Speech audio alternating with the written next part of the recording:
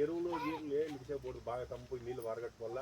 మందులు కొట్టుకొని పోతా ఉండాలి అంత ఎరువు మిడిసేపోకూడదు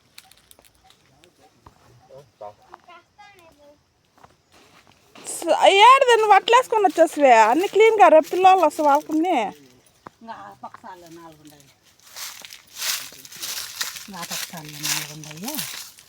తోట ఇది తీసుకుంటాను నా బిడ్డని తీసుకుంటాను నీ బిడ్డనే తోటలో అంతా అట్లే ఇప్పుడు ఏం లేదు ఇంటికి సైజు ఉన్నాయి కదా 28 ఎక్కువ 15 కేజీలు ఇచ్చేయాలంటే ఎట్లా అసలు సైజులు వస్తుంది